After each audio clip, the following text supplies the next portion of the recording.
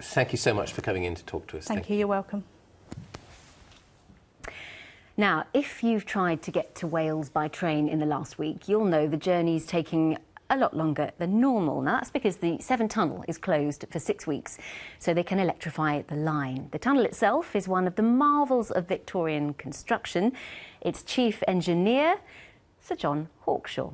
Alice Bouvery's been taking a very personal journey in his footsteps.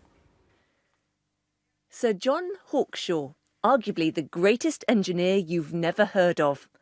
In his day, people wanted his autograph. His picture appeared in all the newspapers.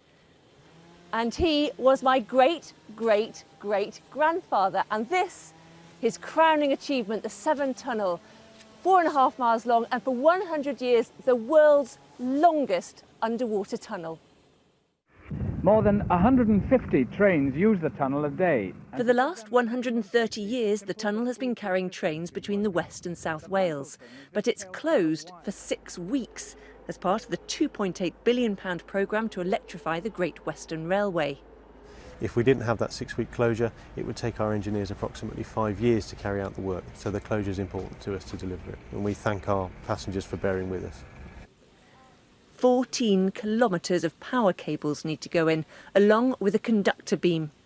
So we're witnessing the boys install a drop tube, which will hold the conductor rail in place for the electrification through the tunnel. Obviously, it's cold, it's wet, but it's no different to working in the outside in Wales.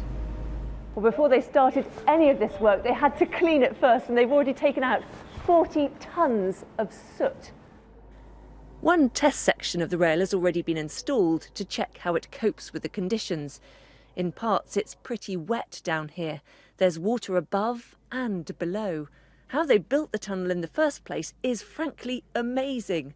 Historian Martin Beaumont has been researching Hawkshaw's life for the past 15 years.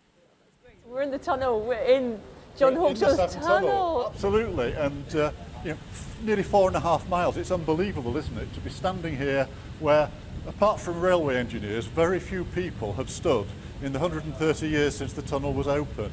And how close did he come to not completing it? How much of a challenge was this? Well, when the tunnel flooded in 1879, there were many doubters who just thought that's it. I mean, you've got 140 feet of water, no obvious way.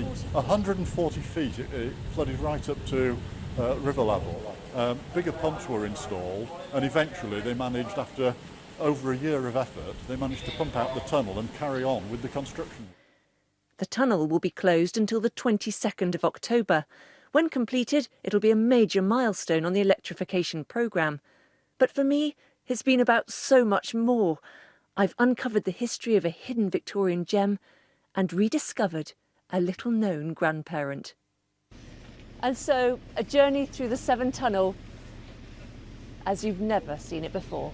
Alice Bouvery, BBC Points West. Yes, thanks, Alice. A very, very proud great-great-great-great-granddaughter.